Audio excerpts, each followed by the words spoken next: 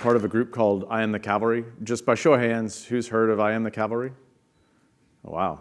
So mostly this side of the room. That side of the room, for some reason, you guys don't know. So I'll speak to you directly. So we're a global grassroots group, essentially a group of security researchers, hackers. We formed at the hacker conferences out in Vegas, DEF CON, besides Las Vegas. And we said that our dependence on connected technology is growing faster than our ability to secure it in areas impacting human life and public safety. The implication is this is no longer just about credit card numbers or email addresses and passwords. The consequences of cybersecurity failure anymore are lost lives in hospitals, airplanes, as David mentioned, the cars on our road, autonomous vehicles, and it's also the public trust and confidence in the IoT ecosystem to deliver reliably and consistently and safely what is promised. So by show of hands, anybody in here want to buy a imminently hackable car and drive it down the road? No, I didn't think so. So one of our biggest fears is not just that someone might die from hacking, but the inevitable shattering of trust in the buying market, in companies and organizations and regulators. So we said, if the cavalry isn't coming at the end of the day to fix everything for us, then we've got to stand up and be a positive, proactive part of the solution. So I am the cavalry as a declaration that I'm going to be part of that solution. Do something good. So we're going to talk a little bit about where are we now, talk about some important policy, recent policy moves. I'll tell you why I think they're significant. And then we're going to talk about where we're going, and I'll give you guys a tool you can take home and use that'll help you parse through a lot of this stuff. So first, knowledge evolves. It's not that we are born at day one and we've got all the information we'll ever need. Over time, it evolves. We get better. IoT, security, and safety, we are here. We're at the very beginning of this journey in learning what it takes to make safe and secure and privacy-enabled IoT devices. And regulation tends to be even farther behind that. So it's probably at the little nub down there at the very end. But I want to draw a historical parallel here. And in going through and doing research for this talk, I ran across some of the great stories from the Great Fire of London from 1666. I say they were great stories, but they were interesting stories. They were tragic, but very interesting. With a historical lens, we can look back and say, well, of course, if you put your houses really close together with thatched roofs, they're going to catch on fire, right? That's just an obvious thing, and that the fire would spread and become huge. Of course, if you don't have fire codes for bakers and for breweries that are going to have open flame, it's likely to cause a fire and to start something small. Of course, if you've got public water pipes that run through the streets with no access to them, people know there's water in them. They're going to split them open in a fire to get the water out, which means no one down the line can put out their own fires. And yet that was the situation that London found itself in during the Great Fire. After 350 years, though, we've kind of got it figured out. We know a lot better what to do and what not to do. None of us is terrified that a fire might break out here in the kitchen and that we would have to flee, jump into the Thames to keep ourselves from catching on fire, which would be terrible. But we're not quite there in the cybersecurity space yet. But a collaboration of incidents may have been our burning city on fire moment, at least for policymakers. So the first one I want to talk about, and I won't go into detail in these because you guys all know them very, very well, is the Mirai botnet took down a significant portion of the US and global internet through hitting Dyn DNS, a DNS server and service that then had cascading failures. Amazon was down, Twitter was down, Netflix was down. None of our cat pics could get out. But what was a nuisance and an inconvenience for some, for public policymakers, was a wake-up call. It was that first whiff of smoke in the air that says something might not be right. The second thing I want to talk about is the Ukrainian grid attack that caused a power outage, small power outage, only a few 100,000 customers for only a few hours. But it was a nation flexing its cyber might. and that was Russia attacking the power grid, and they've done it a couple of times now, 2015 and 2016. They do it in December, so get ready, guys. We'll probably have another one this year, given all the stuff that's going on. The third thing was the WannaCry malware took down something like 30% of the UK hospitals, of NHS. And there's a really good report out, actually, from the UK government that does some of the root cause analysis. And this, again, it was a wake-up call for public policymakers, both here as well as in the US. And then, not the final wake-up call, but the final of my 4 in this sequence is the NotPetya outbreak that was intended to target Ukrainian economy, probably, but it escaped its boundaries, it ran wild, it shut down global logistics and shipping. Maersk was shut down. A company called Merck out of the US, they make a lot of vaccines, and so for a while there was actually no one producing hepatitis vaccine. There was a dip in the global strategic reserve of hepatitis.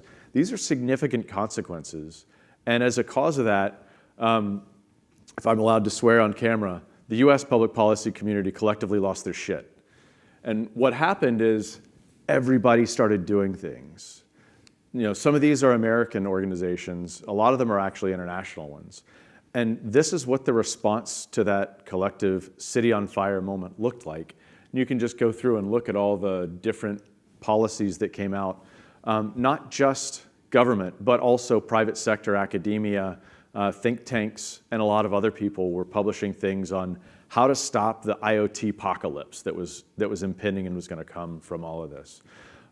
These are all really, really early. Some of them like just came out last week. I haven't even read much about them yet. But we're still going through that convulsion phase in reaction to an existential threat to something that we all hold true and value. And I want to talk about just a few of these in any detail before synthesizing them for you. So the first one I want to talk about is the UK Code of Practice. And you guys probably all are aware of that, right? Raise your hands if you know the UK Code of Practice. David raised his hand, that's good. So the UK Code of Practice is a really great document that's got a great set of accompanying documents, translations into different languages. So if you're not a native speaker, or if your developers aren't native English speakers, you can give them these documents and they'll know what to do. It's got a really good implementation plan as well, which I think is the significant piece about this. It's clear to me that the UK is not happy to sit by and say, we'll put something out, let it go, maybe people adopt it, maybe they won't, we'll see, but at least we've done something. Looking at some of the plans and some of the things that the government here is talking about doing, I think it's really going to get widespread adoption, not just here in the UK, but across the globe. If you're not already building to these things with these great capabilities, you should start, not tomorrow, but today. Call your developers now, let them know they need to read this. The 3 I want to highlight most importantly are no default passwords, implement a vulnerability disclosure policy, and keep your software updated. These are 3 things that I think act as fire breaks in the Great Fire analogy to prevent the spread of truly devastating, widespread, large-scale outbreaks of something we saw like WannaCry, like Mirai, like NotPetya, and others. Second thing I want to talk about is an effort out of the NTIA, which is I always butcher the acronym, National Telecommunications and Information Agency. Did I get close? Administration. I was almost there. This is a group out of the Department of Commerce, and they hold multi-stakeholder working groups, which means anybody who wants to participate can sit down at the table. It's not a standards-making body. Instead, they want to know what industry is doing. Let's get the best out of industry. Let's get the best out of academia, out of think tanks. Let's hear what people are doing so that we can write it up so now other people can become aware of it. So it's an information portal, an information resource. They're working on something called software component transparency.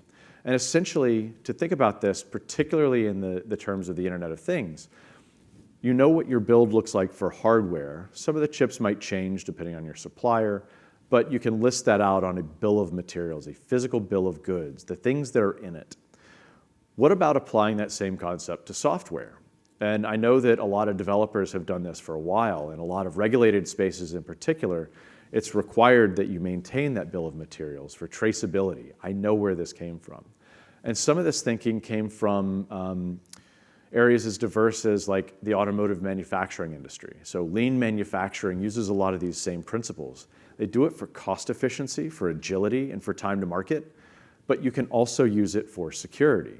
And you use it for security because you can see if there's a defect in one of those packages that you have, especially the ones that you import from third parties, you can know that, and then you can make an informed decision very, very quickly.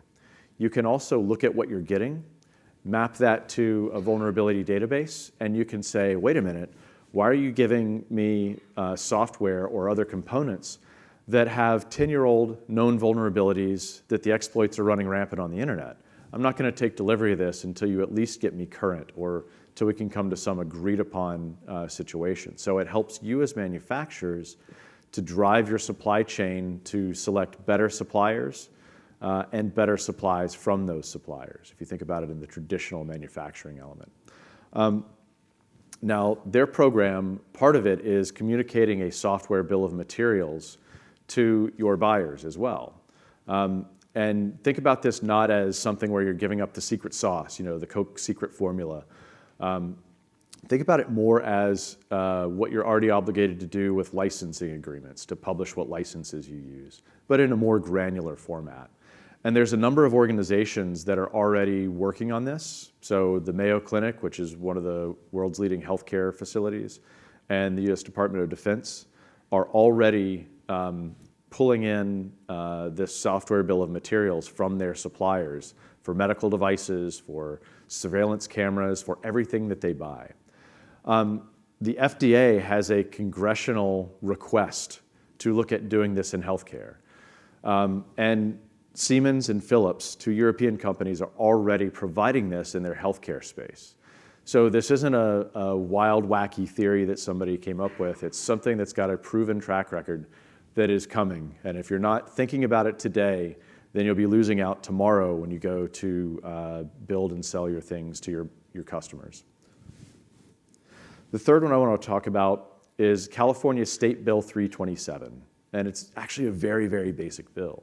But it's gotten a ton of attention and a ton of press. Essentially what it says is you should have reasonable and appropriate security controls.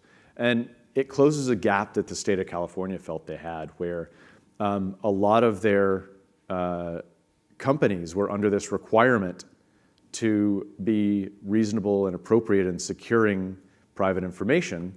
But then they would go to buy things, IoT things, and they would say, wait a minute, this doesn't equip us. You know, number one, we can't tell what capabilities it has. Number two, even if we could tell, it's not detailed enough for us to know how to use it in our environment to securely and appropriately protect information.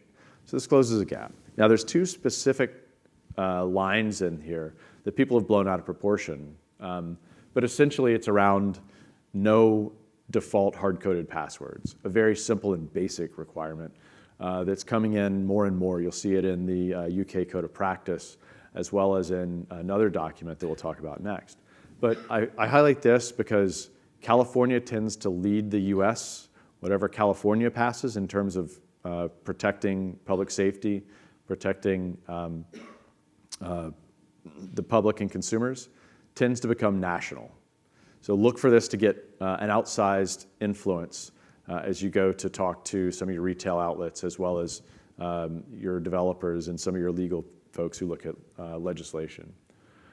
What is reasonable and appropriate? Well, they don't really define it. So it could be this, something you're already doing. Could be something like an OWASP top 10 list, which again, you're probably already doing. It could be something like the I am the Cavalry 5-star automotive framework and Hippocratic Oath for connected medical devices, which a lot of car manufacturers and medical device makers are already doing. So reasonable and appropriate doesn't have to be this overbearing thing where it means add 12 antivirus vendors and 6 IDS providers. It can actually be something very, very simple that you're already doing. The next one I want to talk about, and I won't go into much detail, but I can make these slides available later, is the draft pre-market guidance for cybersecurity of medical devices. And the FDA carries a huge amount of weight, particularly in the US space, not just in healthcare, but in other areas. And also, they tend to be the leaders in cybersecurity around the world of all the medicines regulatory agencies. They tend to set the pace, set the standard. So while these might not be in your laws yet, actually a lot of what the UK does is say, is it FDA approved? If so, we can have it in our market. If it's not, then we might have to jump through some extra hoops if we want to bring it in. So these are a lot of these actually map really well to the UK Code of Practice, as well as to some of the other documents, particularly the Hippocratic Oath for connected medical devices. And I mentioned the FDA specifically here. It will have outsized influence because a lot of other industries are looking to the FDA right now, looking to healthcare as leaders. Now, healthcare is not there yet, but the leading edge, the very best of the best, are really good and getting better, and it's starting to propagate out and to trickle down to others. So the aviation community, maritime community, rail community, they're all looking at what the healthcare sector is doing, voting machines too. They're looking at what the healthcare sector is doing, led by the FDA, led by these principles, and they're saying that might be the way we need to go. So they're going to seriously consider adopting some of these practices. And then the final one is Internet of Things procurement bill. So this basically, it's a bill for consideration in the US Senate. It says anything sold to the US government, so not everything on the market, but just the things that the government buys, have to disclose known vulnerabilities against something like the National Vulnerability Database. It has to be updatable. Whether or not updates are published, it has to be updatable. Avoid hard-coded credentials, so you hear that refrain again and again, and then have a coordinated disclosure policy. So again, this isn't rocket science. It's very, very basic stuff. But the government found that actually a lot of the things it's buying don't have these practices embedded. They're not updatable.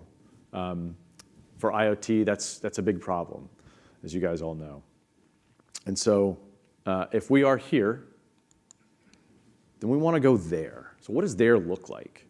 Well, I've pulled out a few select policies, and I want to kind of put those into practice now. So this was the swath of land that the London fire burned in 1666. It's a huge portion of the city, as you guys well know. And when they went to redesign it, they didn't just say, let's use the same bad practices that led to the fire in the first place. They said, let's do things differently. We know what works. Let's apply that on a wide scale. And so what did they do? They said, you have to build with stone, brick, and steel. Actually, steel may not have been a part of it, but stone and brick. I know I'm in the halls of great scientists here, and I botched the timeline of my metallurgy. What was I thinking? Build with resilient materials, stone and brick. Avoid known bad practices like thatched roofs, like overhangs that allow fires to start, like hanging signs that can be catalysts to spread fires.